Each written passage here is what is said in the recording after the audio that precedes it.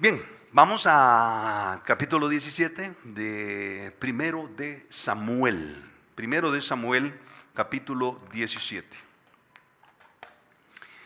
¿Cuántos de ustedes, al estar creciendo, ya sea en una iglesia cristiana o en un grupo de estudio bíblico, cuántos de ustedes, o en la escuela dominical, escucharon la historia de David y Goliat? Yo sé, quizás hasta ridícula es la pregunta, pero levanta tu mano si has escuchado la historia y los detalles de David y Goliat. Sí, ¿verdad? Casi como decir, ¿quién vio la película Los 10 Mandamientos? David y Goliat. ¿Y te acuerdas que cuando hay una predicación de David y Goliat, lo clásico es que David con una piedrecita se la clavó aquí en la frente al gigante y lo mató y le cortó la cabeza y todo lo que sabemos, ¿verdad? Y todos salimos de esa predicación o de esa enseñanza bien contentos al ver que un jovencito de 16, 17 años derrotó a un gigante, ¿verdad? Buenísimo. Efectivamente aquí está, en este, voy a decir, en este segmento de 1 Samuel al que hemos entrado, ¿verdad? Pero yo quisiera que antes de entrar a lo que tradicionalmente se predica, viéramos algunos detalles que típicamente se pasan por alto. Y esta mañana yo quisiera que no habláramos en sí del momento en el que David le pegó la pedrada al gigante, sino de todo el escenario preparativo para ese momento. Porque allí Dios tiene algo que decirnos a nosotros esta mañana. ¿Cómo lo sé? Porque cuando me metí al capítulo 17, Dios me enseñó tanto esta semana. Yo dije, qué impresionante todos los detalles que están acá. Impresionantes, impresionantes. Tú y yo hemos sabido, conforme hemos ido estudiando el libro de Primero de Samuel, al igual que en nuestras vidas, que el viejo hombre ha sido desechado. ¿Quién es el viejo hombre en Primero de Samuel? ¿Cómo se llamó el primer rey? Al cual Dios desechó porque él desechó la palabra de Dios. ¿Cómo se llama? Saúl, el viejo hombre, ¿sí? Pero es interesante que conforme hemos ido estudiando, aparece en escena el nuevo hombre. ¿Cómo se llama? David. Y David teológicamente representa el reinado de Jesucristo que va a tomar lugar dentro de poco en el universo. Es interesante esto. Pero David también nos representa a ti y a mí, en donde el viejo hombre ha muerto con sus delitos y pecados y ahora ha nacido en nosotros un nuevo hombre. Y eso es bueno, es bueno. Hay una nueva Cristi, ¿o no, Cristi? Ahí le encargo hoy. Hay un nuevo Vinicio, hay un nuevo Edwin, hay una nueva Rosemary, yo no sé, hay una nueva Vane, ¿verdad? Hay un nuevo Checho, creado a la imagen de Dios y con un corazón conforme al corazón de Dios como era el de David. Pero es interesante que este nuevo hombre, el David, está plasmado en la Biblia con sus virtudes y con sus errores, porque cometió tremendos errores David, ¿verdad? Pero David, ni bien se ha instalado el nuevo hombre y aparece el tentador. Fíjate lo que vamos a estudiar esta mañana. Ni bien se ha instalado en ti el nuevo hombre y va a aparecer tu enemigo, el tentador, el que quiere destruir tu vida y hacerte sentir miserable. Tal es así que en los años que llevo de pastorear, ¿cuántas veces alguien me ha dicho, ahora que yo me he convertido al Señor, es cuando las pruebas y los problemas son mayores? Y a veces entre las parejas llegan a decir, estábamos mejor cuando no nos congregábamos. ¿Sí o no? Cuando no me congregaba no tenía todos estos clavos. Y ahora que estoy siguiendo al Señor y tratando de seguir lo que dice la Biblia, tengo todos estos clavos. Yo te quiero decir algo, es un espejismo. Porque los clavos, cuando no te congregabas, siempre estaban ahí. Lo que pasa es que ahora los estás viendo a través de un lente diferente, del lente de la Biblia. Entonces, cuando el velo es quitado, uno ve las cosas tal y como son. Ve los clavos tales y como son. Y uno tiene más conciencia de eso. Yo decía más temprano, ojos que no ven, corazón que no siente. Pero ahora que el velo se ha sido quitado, tú lo ves todo y lo sientes y lo sufres, ¿verdad? El pasaje que estamos a punto de ver tiene tanta carne de donde se puede comer esta mañana. Fíjate, vamos ahí al capítulo 17, versículo 1, por favor, sígueme. Los filisteos, y yo pregunté más temprano, ¿te acuerdas quiénes son los filisteos? Yo les pregunté y voltearon a ver para abajo. ¿Te acuerdas quiénes son los filisteos? Ok, ¿quién era el dios principal de los filisteos? Te voy a dar una pista. Era mitad pez y mitad hombre. Dagón, correcto, Dagón. Pues esos son los filisteos. Son tribus que se establecieron en Palestina y que adoraban a Moloc, a Astarot, a cualquier otra representación de Satanás, y que habiendo conocido que el Dios vivo de Israel existía, no querían nada que ver con Dios, punto. Los filisteos eran enemigos, pero feroces, de los creyentes, de los israelitas. Yo quiero que por una parte, o de alguna manera, tú te coloques del bando de los israelitas, porque eran los creyentes. Yo sé que entre los israelitas habían unos que no creían, o que les costaba creer al Dios que había hecho tantas maravillas. Pero digamos que Israel representa a nosotros los creyentes. Mira lo que dice: los filisteos se juntaron sus ejércitos para la guerra y se congregaron en Soco. Yo sé que esto suena a perro, pero no, que es de Judá. Y acamparon entre Soco y Aseca. Y yo sé que Aseca suena a Maseca, pero tampoco. En Efes Damín. También Saúl y los hombres de Israel se juntaron y acamparon en el valle de Ela. Ojo, el valle de Ela es el escenario. Y se pusieron en orden de batalla contra los filisteos. Mira, aquí nos describe cómo fue la batalla. Y los filisteos estaban sobre un monte a un lado e Israel estaba sobre otro monte al otro lado. Y el valle entre ellos. Salió entonces del campamento de los filisteos un paladín. Paladín es un luchador animado por defender una causa o un país. Eso es un paladín. Entonces del campamento de los filisteos aparece un paladín, el cual se llamaba Goliat de Gat. Gat, ¿te acuerdas que es una de las ciudades de los filisteos? Y tenía la altura de 6 codos y un palmo. Yo sé que esto suena raro, pero ya vas a ver, traducido a metros, cuán grande era Goliat. Y tenía una altura de 6 codos y un palmo, y traía un casco de bronce en su cabeza. Y llevaba una cota de malla. Yo sé, ahorita te preguntas, ¿y qué es una cota de malla?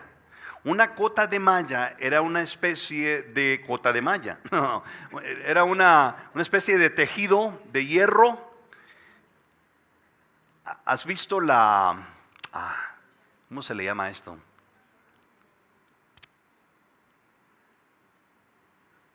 He olvidado el nombre.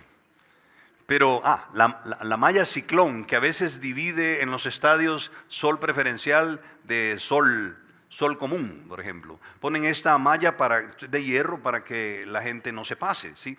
Pues imagínatela en pequeño, porque lo que echa de hierro, porque lo que buscaba el uso de esto era que si una lanza le era acercada al soldado, que la lanza no le atravesara, se detenía en la malla, ¿verdad? Si lograba atravesar todas las demás cosas que llevaba, pero la malla no la atravesaba, era como una especie de escudo. De hecho, cota quiere decir escudo, ¿verdad? Dice, llevaba una cota de malla y era el peso de la cota de 5,000 ciclos de bronce. Yo sé, otra vez, no sé, Checho, y eso en libras, por favor. Sobre sus piernas traía grebas de bronce, es decir, llevaba aquí una especie de rodilleras de bronce para que no fuera descoyuntado, ¿verdad? Y una jabalina de bronce entre sus hombros. Y el asta de su lanza era como un rodillo de telar, y tenía el hierro de su lanza 600 ciclos de hierro. Es decir, solo el hierro, sin el aguijón que era de hierro también, la punta, ¿verdad? Pesaba eso, ¿verdad? 600 ciclos de hierro. E iba su escudero delante de él. Y se paró y dio voces a los escuadrones de Israel. Ahora imagínatelo, baja del monte, se va al valle y estando en el valle empieza a gritarle a los israelitas, a los creyentes. Y les empieza a decir, ¿para qué os habéis puesto en orden de batalla? O sea, ¿para qué están luchando? ¿No soy yo el filisteo y ustedes los siervos de Saúl? Escojan de entre ustedes a un hombre que venga contra mí. Y mira lo que les dice. Si él pudiera pelear conmigo y me venciere, nosotros seremos vuestros siervos. O sea, si él me logra vencer a mí, el gigante, entonces los filisteos vamos a ser esclavos de ustedes.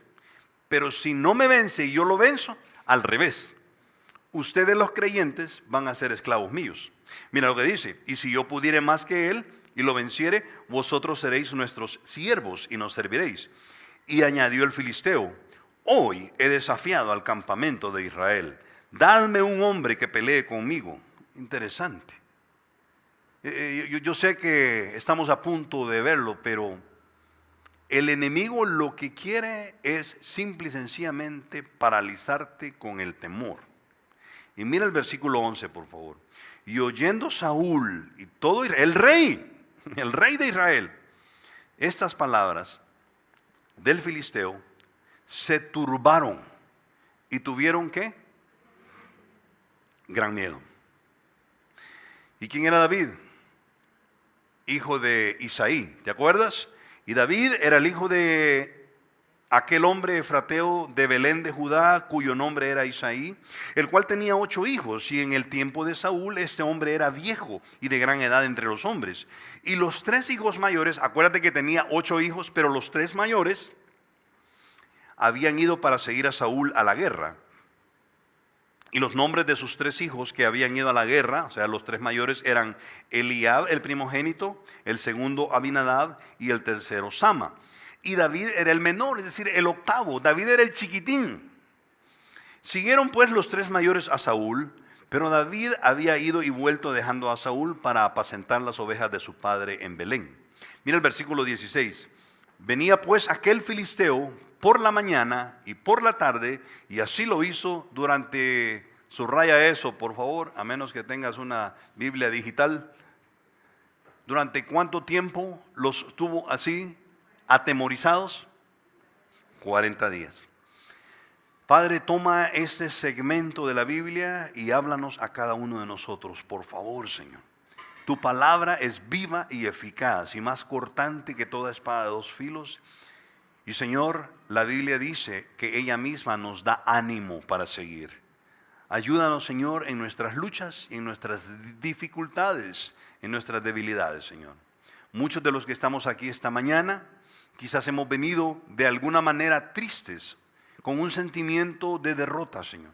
Pero yo te pido que por favor nos hables a través de tu palabra, a través de este segmento, Señor. En el nombre de Cristo te lo pedimos, Señor. Amén. Interesante. Mira la pantalla, yo me he tomado la libertad de llamar a este mensaje En el valle ante nuestros gigantes. En el valle ante nuestros gigantes. Quiero comenzar diciendo algo, hermanos, que está aquí. Tú y yo caminamos por esta vida y usualmente los hijos de Dios nos convertimos y entonces entramos en una cresta de emoción impresionante y nos va muy bien. Nos va muy bien con el Señor, estamos enamorados de Él, abrimos la Biblia, donde la abrimos nos habla, estamos pasando un tiempo quizás de abundancia, de buen trabajo, de lo que sea, ¿verdad? Nuestras familias empiezan a crecer, tenemos hijos, y entonces pasamos un tiempo de una cresta, y una cresta es la parte elevada de una onda, y el valle es la parte baja. ¿sí? Y comenzamos nuestro viaje con el Señor con una tremenda emoción y lleno de mucha esperanza, y así es efectivamente. Pero yo quiero que tú veas que el enemigo lo que quiere es traerte con su engaño, traerte al valle. Quiero que veas allí a la pantalla, por favor, que el escenario es el valle de Elá, valle de Elá. Y que los actores que hemos visto esta mañana allí son ni más ni menos que Saúl y los creyentes de Israel. Pero también están sus enemigos en el otro lado del valle, que son los filisteos y Goliat. Ahora fíjate, yo te tengo una foto del valle de Elá. Entonces, ¿dónde queda el valle de Elá? La foto que vas a ver es una foto real del verdadero valle de Elá, tomada hace un par de años. Te la presento. Ese es el valle de Elá. Foto tomada en el 2016. Interesante. Yo me he tomado el cuidado de ponerte aquí los puntos cardinales de sur hacia norte, ¿verdad? Saúl e Israel están sobre este monte precisamente. Cuando la Biblia habla de ese monte, ellos estuvieron, ponte a pensar, hace miles y miles de años Saúl e Israel estuvieron acá. Y los filisteos estuvieron sobre este monte, con todos sus soldados, con las lanzas, con todo. Pero Goliat bajó aquí al valle. Y estando aquí en el valle, empieza a atemorizar a los hijos de Dios. Esto impresiona, esto impresiona.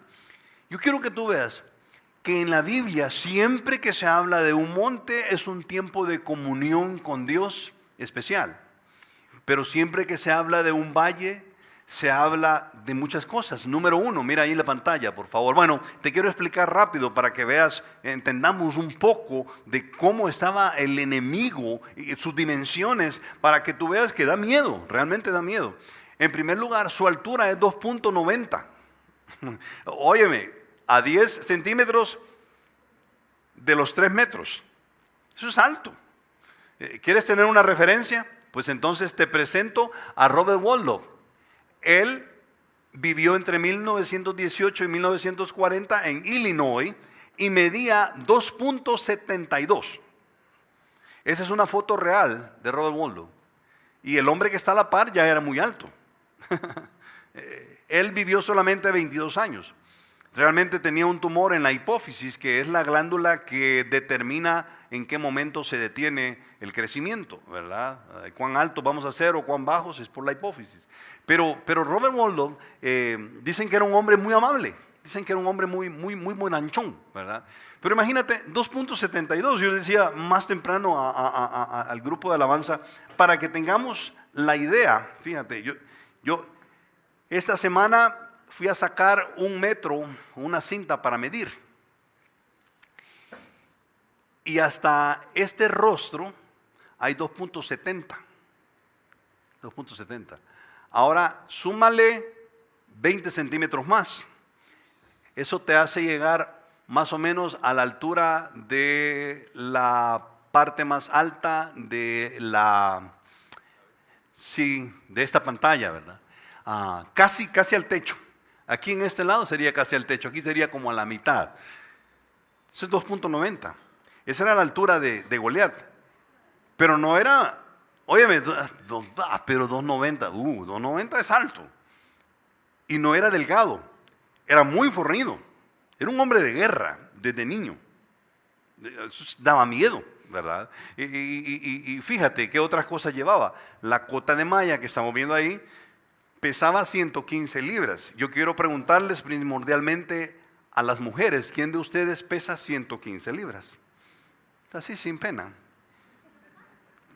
Patty pesa 115 libras. Sería como distribuir el peso de Patty en todo el cuerpo de Goliat. Y esa era la cota de malla. Y este hombre iba caminando tranquilo. O sea, tenía fuerza, tenía cómo atemorizar. Pero no solo eso, fíjate, el hierro de la lanza pesaba 15 libras. ¿Levantarías tú 15 libras tan fácilmente en la mano diciendo, yo voy a pelear? Esto es impresionante, ¿verdad? Quiero que veas algo, Goliat representa a nuestro enemigo, el tentador. Nuestro enemigo, el tentador, nos quiere en el valle, no nos quiere en el monte. Porque él sabe que allí en el valle, y mira la pantalla por favor, el valle son tiempos de soledad en nuestras vidas.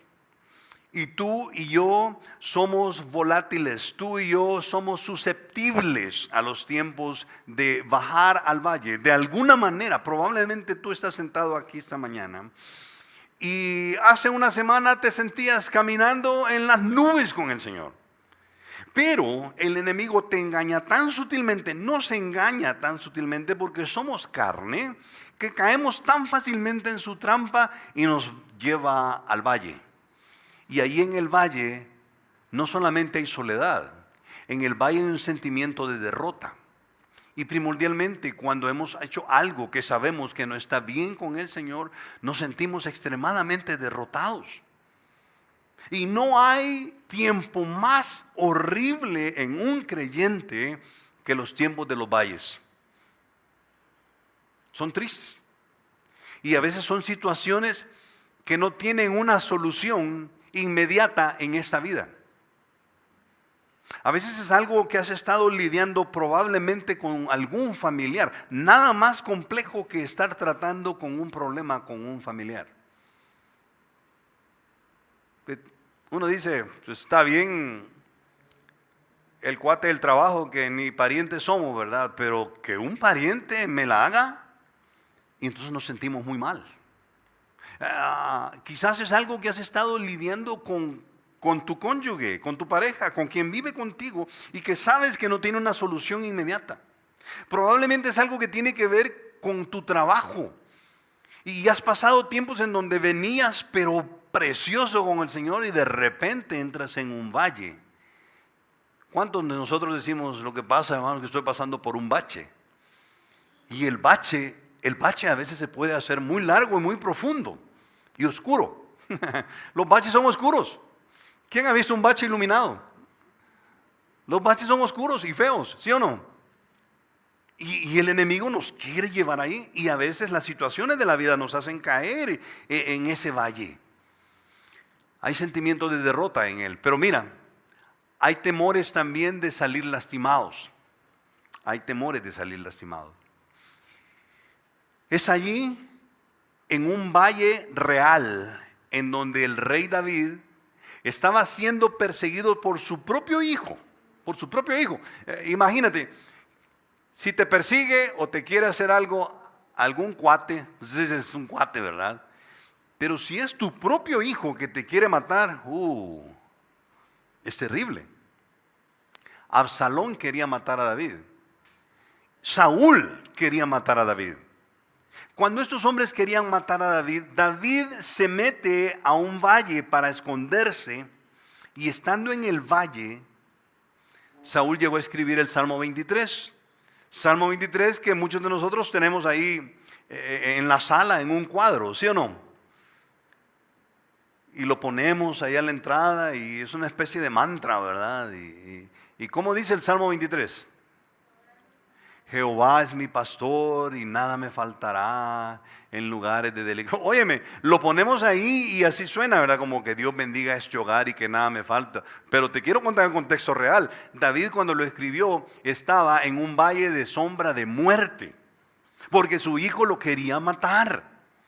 Y David estaba angustiado a tal punto que llegó a decir, prefiero la muerte, Dios, y no vivir este sufrimiento. David, que era creyente, él escribió el Salmo 23 y dice, aunque ande en valle de sombra de muerte. Los valles, hermanos, los valles son periodos de oscuridad horribles en la vida del creyente. Y la depresión en los tiempos de valle, en los tiempos de soledad, en los tiempos de prueba, la depresión puede ser tan grande que en los años que yo llevo de estar pastoreando, ya he escuchado a uno u otro creyente o a una creyente decir, hermano, soy salvo. Sí, eres salvo. El Señor es mi Señor, Jesucristo me rescató, perfecto. Pero para vivir estas tinieblas y este problema y esta depresión, ¿por qué no mejor me suicido y voy a estar con el Señor? Y suena bien lógico. Suena bien lógico y uno dice, bueno, de veras, ¿verdad? Si es creyente va a estar con el Señor. Mejor eso, ¿para qué quiero esta vida? ¿Sabes? Satanás nos lleva a los valles en donde llegamos a considerar hasta matarnos. Porque ya no podemos aguantar más el peso de la prueba. Y tú y yo, amado hermano, tú y yo, amada hermana, somos susceptibles a esto.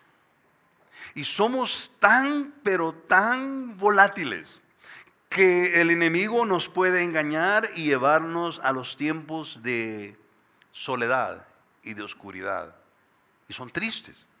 Es triste estar ahí. Yo he estado ahí. No quieres estar ahí. Es horrible. Es horrible. Aunque ande en valle de sombra de muerte. Satanás sabe, mira la pantalla por favor. Él sabe que podemos tambalear y sucumbir ante nuestra fe una vez Él nos tiene en el valle. ¿Qué hacía Goliat? Vengan de allá arriba y vengan al valle. Y aquí en el valle yo me encargo de ustedes. Yo te lo decía hace unos domingos. Es tan astuto que llega a ponernos un cepo en la mente y un cepo en el corazón. Y nos hace creer que somos inútiles y que no servimos para nada. Ese es el valle. Ese es el valle de sombra de muerte. Es triste estar ahí. Él sabe que podemos tambalear y aún sucumbir en nuestra fe. ¿Sabes qué? Mira la pantalla. Él sabe que nos ha hecho creer que ahí al valle Dios no llega, que Dios solamente está en los tiempos de bondad, de cresta, de los montes allá arriba donde hemos caminado con Dios. Pero te quiero decir algo, es una mentira desde lo más profundo del infierno. Te lo quiero demostrar. Deja una marca allí por favor y vente a Primero de Reyes capítulo 20. Vente a Primero de Reyes por favor. Primero de Reyes capítulo 20. ¿Sí? ¿Lo tienes? Primero de Reyes capítulo 20. Mira el versículo 23 por favor. Mira lo que dice. Mira la creencia de que Dios no puede estar allí en el valle de tinieblas. Mira, y los siervos del rey de Siria, ahora no son los filisteos, ahora son los sirios. Que por cierto, si a ti te gustan las noticias actuales, sabes que Siria está colocando todos sus misiles y ha dado permiso a Irán, a los enemigos de Israel, para colocar sus misiles apuntando hacia Jerusalén. O sea, el pleito sigue. O sea, el sitio continúa.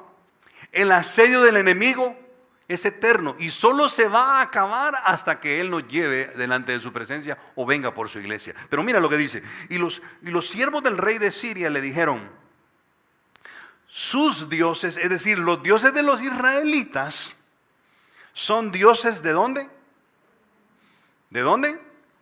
De los montes. Es decir, los dioses que tiene Israel funcionan y son efectivos en la cresta, no en el valle. Mira lo que dice. Sus dioses son dioses de los montes, por eso nos han vencido. Mas si peleáramos con ellos, ¿a dónde? ¿Sabes cuál es la llanura? El valle. Mas si peleáramos en la llanura, se verá si no los vencemos. Entonces habla el rey y les dice, haz pues así, saca a los reyes cada uno de su puesto y pon capitanes en lugar de ellos. Y tú fórmate otro ejército como el ejército que perdiste, caballo por caballo y carro por carro. Luego pelearemos con ellos en campo raso, es decir, en el valle. Y él les dio oído y lo hizo así. Ahora mira qué interesante, versículo 26. Pasado un año, Ben-Hadad pasó revista al ejército de los sirios, enemigo de Israel, ¿verdad? Y vino a Afec para pelear contra Israel. Ahora sígueme, el 27. Y los hijos de Israel fueron también inspeccionados y tomando provisiones fueron al encuentro de ellos. Y acamparon los hijos de Israel delante de ellos, ¿como qué dice? Ni siquiera rebaños, sino como dos rebañitos de cabras. Mira la comparación. Y los sirios, el ejército de los sirios llenaba la tierra, cuando el Antiguo Testamento dice la tierra es la tierra prometida, por lo menos Palestina. Es interesante que lo que está diciendo es, lo llegaron a sitiar, los israelitas se veían como dos rebañitos de cabras comparado con todo el ejército de los sirios que llenaba toda la tierra. Wow, todo el mapa. Mira el versículo 28. Vino entonces el varón de Dios, ahora está hablando de un profeta, al rey de Israel. Ahora viene un profeta a hablar al rey de Israel. Y le habló diciendo, así dijo Jehová. Ahora habló Dios, mira lo que dice Dios. Por cuanto los sirios han dicho, Jehová es un Dios de los montes y no un Dios de los valles, yo entregaré toda esta gran multitud en tu mano para que conozcáis que yo soy Jehová. Me encanta lo que dice Dios. Categóricamente, elegantemente, Dios dice, ¿saben qué? Como sus enemigos han dicho que yo soy un Dios que solo funciona en los montes, en las crestas, y que no funciono en los valles de oscuridad, pues ahora lo voy a destruir para que vean que yo soy un Dios que está en los montes y está en los valles. Y mira que viene después. Versículo 29, 7 días estuvieron acampados los unos frente a los otros, y al séptimo día se dio la batalla, y los hijos de Israel mataron de los sirios en un solo día, ¿cuántos? 1000 hombres de a pie. Un rebañito como de cabras contra un ejército que llenaba el mapa, en un solo día mató a 1000 de los soldados. Y la batalla continuó. Interesante. Esto está, 100,000 en la batalla. Esto está precioso porque después continuó la batalla y no me puedo imaginar de cuántos iban matando. 100,000. Un rebañito en 24 horas, y debe haber sido en el tiempo del sol, en lo soleado, 100,000. Y dice Dios, para que se den cuenta que yo soy un Dios de los montes, pero también yo llego donde el creyente está en tinieblas, donde el creyente está deprimido. Yo quiero decirte algo, hermano, y este mensaje me dio mucho ánimo a mí esta semana. Espero que te dé ánimo a ti. Dios es un Dios de valles también. Es el Dios vivo. Es el Dios que, óyeme, cuando tú te convertiste, ¿te acuerdas cuando te convertiste? No sé si lo leíste o te lo leyeron. He aquí, yo estoy contigo todos los días hasta el fin de este sistema. Qué tremendo. Óyeme, ¿para qué vivir vidas derrotadas si somos hijos del Rey? Ya, agarra ese cepo que el enemigo te ha puesto y bótalo, porque eres hijo del Rey. Eres hijo del Rey, no eres cualquiera, eres hija del Rey. Y tienes la victoria asegurada, no por lo que tú hagas, tienes la victoria asegurada por lo que Él hizo en la cruz. Es un Dios vivo, acabamos de cantar ese himno, porque Él vive. Es que nosotros vamos a triunfar, no por lo que nosotros hagamos, que nosotros vamos a triunfar. Ten mucho cuidado, porque el enemigo quiere traerte en el valle, y ahí en el valle te hace pedazos. Él sabe que nos la hemos creído, que Dios es un Dios de crestas y no un Dios de valles. El tentador nos atemoriza durante un periodo de prueba. Lo decía más temprano. Según el versículo 16, ¿cuántos días estuvo Goliat atemorizando a los creyentes? ¿Por cuánto tiempo los tuvo paralizados con lo que decía? Por 40 días. Y a ustedes que les gusta la numerología, saben que 40 representa dos cosas. Una de ellas es juicio, la otra es prueba. ¿Te acuerdas cuántos días duró el diluvio, que fue un juicio sobre la tierra? ¿Te acuerdas cuántos días? 40 días. Después de 40 días decrecieron las aguas y Noé salió del arca.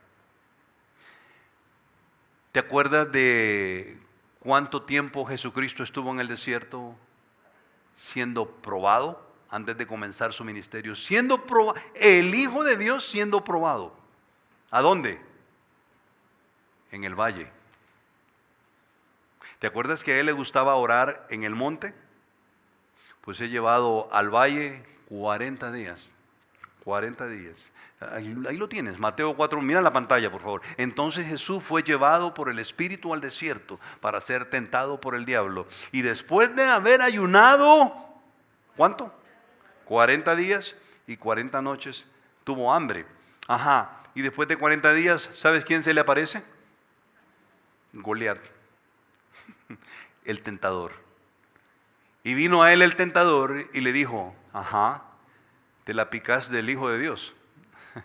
Te la llevas del Hijo de Dios. Si eres el Hijo de Dios, entonces tenés el poder para decirle a estas piedras que se conviertan en pan. Y no tenés hambre, pues. Él sabe que podemos seguir sus instrucciones y nos lleva al valle. Y en el valle nos despedaza. Nos despedaza. Ahora, ¿hay solución? Sí. La Biblia da una salida.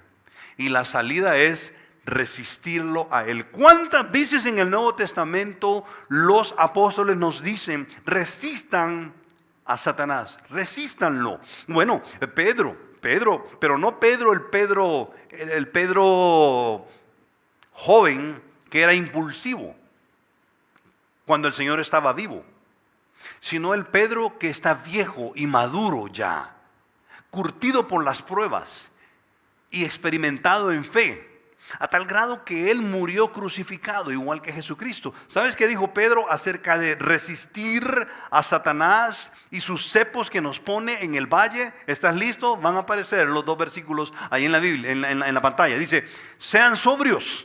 ¿Y qué es sobrio? ¿Qué es ser sobrio? Cuando decimos lo contrario a sobrio, siempre pensamos en alguien emborrachado, ¿sí o no? Pero sobrio es alguien que no da su mente a ser controlada por alguien ajeno. Sea una sustancia, sea una persona, lo que sea. Eso es ser sobrio. Ser dueño de ti mismo. Tener control de todo. Sé sobrio y mantén los ojos abiertos. Eso es velar. Pero tus ojos espirituales, dice, porque tu adversario, ¿quién? Goliat. Como león rugiente anda buscando a quién devorar. ¿Qué hizo Goliat ahí en el valle? A ver a quién me van a enviar. Envíenmelo y yo lo despedazo. Qué tremendo. Y todos estaban paralizados de miedo. Dice, anda buscando a quién devorar. Y yo lo he dejado en blanco, mira. Al cual resistid firmes en la fe. Y resistir es mantenerse agarrado y no soltarse. Resístanlo, firmes en la fe. Sabiendo, me encanta cómo lo pone Pedro, sabiendo que los mismos padecimientos, esos mismos tiempos que tú estás teniendo en donde has llegado casi a tirar la toalla o que te deprimen como hijo de Dios, esos mismos padecimientos, no creas que tú eres el único o la única creyente en el planeta que pasa por una situación como esa. Ay, hermano Checho, es que lo que yo estoy pasando no lo ha pasado nadie. Ay, olvídese, la situación que yo tengo es tan compleja que no tiene solución. Un momentito, dice Pedro, debes saber que los mismos padecimientos se van cumpliendo en tus hermanos alrededor del mundo. O sea que en Nicaragua hay unos que quizás tienen el mismo problema tuyo. O sea que en Colombia quizás también. Y en Argentina hay creyentes que pasan tiempos como esos. Y en Europa también. Y en África también y en Asia. No creas que eres el único. Sabiendo que los mismos padecimientos se van cumpliendo en tus hermanos alrededor del mundo. Y mira, me encanta cómo lo dice Santiago. Sométanse a Dios en medio de la prueba. Sométanse a Dios, resistan al diablo, ¿y qué va a pasar? Huirá de ustedes. ¿Después de cuántos días? Ay, hermano Checho, pero yo llevo más de 40, llevo 2 años en este clavo. Pero nos da la idea de que tiene fin. No es largo. Óigame, después de todo, no hay cuerpo que lo resista. O sea, como yo lo he dicho antes acá, o se revienta el lazo o se desnuca la yegua, pero no podemos hacer pasar así toda la vida. O nos lleva el Señor con Él. A veces la salida es que el Señor nos lleva con Él, punto. Someteos a Dios, resistid al diablo y Él va a huir de ti. Yo quiero concluir diciéndote esto y te doy las herramientas, fíjense. Resístelo, pero con armas que no se miran. Con armas que no se miran. El apóstol Pablo, inspirado por el Espíritu Santo, dio en el clavo. Bueno, es Dios hablando, ¿cómo no va a dar en el clavo? 2 Corintios 10. Vente conmigo, es el último versículo y nos vamos a la casa. 2 Corintios 10. 2 Corintios 10. Vente conmigo, por favor. 2 Corintios, capítulo 10. Mira el versículo 3 al 6. ¿Lo tienes? Dice Pablo, pues aunque andamos en la carne, no batallamos, no militamos según la carne. No vamos a la guerra en la carne. ¿Por qué? Porque las armas de nuestra milicia no son, ¿qué dice? Carnales, sino poderosas en Dios para la destrucción de fortalezas. Wow. ¿Sabes qué está diciendo? El creyente tiene unas armas que no se ven. Es la palabra y las promesas que nos ha dado Él en la Biblia y en la oración. En la oración. Resiste con esas armas que no se miran. Mira lo que dice aquí. Dice 5. Derribando argumentos y toda altivez que se levanta contra el conocimiento de Dios y llevando cautivo todo pensamiento a la obediencia en Cristo. ¿Sabes qué quiere decir ese versículo? Que cuando viene un pensamiento que es tentación para ti a hacer lo que no está correcto, entonces le pones un cepo y lo llevas cautivo en tu pensamiento y le dices, quieto, debes ser obediente a lo que dice Cristo. Eso quiere decir ese versículo. Llevando cautivo cada pensamiento a la obediencia en Cristo Jesús. Y mira esto, por favor. 6. Y estando prontos para castigar toda desobediencia cuando vuestra obediencia sea perfecta. Me encanta esto, hermanos. Las armas de la guerra en la que estamos, en el valle, contra Goliat, contra nuestros gigantes, no son carnales. Y hermanos, no me digan que no tenemos gigantes. Sí, tú y yo tenemos nuestros gigantes. Y esos son gigantes de nuestro pasado que nos atormentan y que regresan. ¿Sí o no? Son gigantes que antes estábamos del lado de ellos. Esa es la mera verdad. Y aparecen gigantes de diferentes maneras. Y son hábitos que nos hacen otra vez caer en el valle y deprimirnos. Pero nos dice, es a través de la oración. No hay otra, no hay otra. Si has caído en un valle y el gigante te tiene paralizado, resístelo con armas no convencionales. Yo le contaba a los que vinieron al culto más temprano lo siguiente, y con eso termino. Esta semana, mira, a veces estamos tan paralizados en el valle que creemos que ni orar podemos. Fíjate lo que estoy diciendo. A veces el enemigo nos tiene tan paralizados en el valle que hemos llegado a creer que ni siquiera nos podemos arrodillar para empezar a hablar con Dios, porque qué hipócrita. Es un cepo horrible, es un cepo horrible. Esa semana ya Dios venía trabajando en mi corazón Nelson, ¿qué tal? Y lo que voy a decir no es para echarme flores. Yo sé que cuando uno ayuna no debe decirlo. Quiero contarlo para estimularte y a buscar a Dios con las armas no convencionales. Y finalmente dije, este próximo viernes.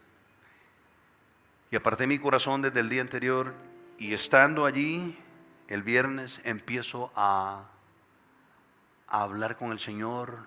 Luego agarro el carro, vengo aquí a la oficina. Estaba trabajando y a las 11, como a las 11, llego donde Edwin y digo, Edwin, me voy a ir para arriba. Quiero apartarme para orar. Si me vienen a buscar, si viene el Señor, ahí te encargas tú. Yo me voy con Él, pero tú te quedas en... No son bromas, Edwin. Y me voy para arriba y me meto al cuarto de los jóvenes y tiene las llaves ahí puestas. Yo digo, pues hoy le echo llave por dentro. Le echo llave y me quedo. Y hermanos, tan pronto como caigo de rodillas, empezar a hablar con el Señor y decirle, Señor, estoy en un valle. Yo te necesito a ti.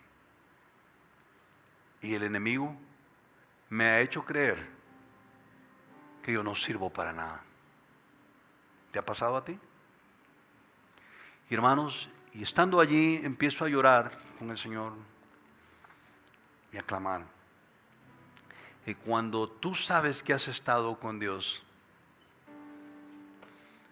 pasan las horas, pasa el tiempo y uno no es el mismo cuando sale de ahí. Es más, ni necesidad hay de decirle los problemas, porque has estado con el Dios vivo, porque has estado platicando cara a cara con Él. Y la Biblia dice que hay en su presencia hay plenitud de gozo, delicias a su diestra y a su izquierda. Y estando ahí, aprovechas para decirle, estoy en el valle y Satanás me tiene paralizado con este y este problema. Tiene que ver con un hijo, con una hija, con mi esposa. No tengo trabajo. Señor, sácame de este valle. Y tú sales de ahí cambiado, porque sabes que has estado con el Dios vivo. ¿Sabes cuál es el problema? Que nos la hemos llegado a creer, que ni siquiera orar podemos de tan inútiles que somos. Eso nos ha hecho creer Goliat, nuestro gigante, y nos tiene paralizados. Pero el hechizo se puede romper si tan solo lo buscas a Él en serio. Se puede. Pero tú y yo escapamos saliendo temprano de la casa y llegando tarde y no hayamos ni para dónde agarrar, cuando el lugar seguro es estar en su presencia. Si has caído en un valle y el gigante te tiene paralizado, resístelo y afróntalo con las armas que el Señor ha puesto en tus manos. Y óyeme, ese mismo Dios es el mismo que cuando tú te convertiste te dijo, y he aquí yo estoy contigo, hijo, hija, hasta el fin de este sistema. Padre, gracias por darnos la oportunidad de aprender. Señor, gracias por este precioso libro de Primero de Samuel.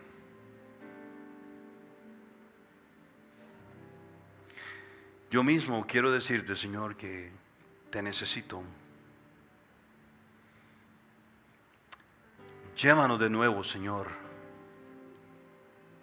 a los montes. Sácanos de ahí, Señor.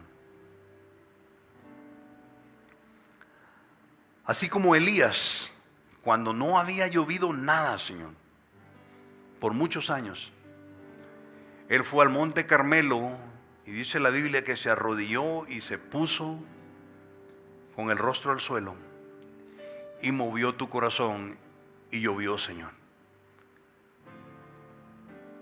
Y al ver hacia el mar, cuando estaba todo soleado, apareció una pequeña nube. A veces tú nos empiezas a mandar señales de que nos oyes, Señor. Y esa pequeña nube se convirtió en una tormenta, Señor. Agua fresca para tiempos de sequedad. Danos señales de que nos has escuchado, Señor. Y sácanos a tiempos de altura de nuevo, Señor. Gracias, Padre. En el nombre de Cristo Jesús te decimos estas cosas. Amén y amén.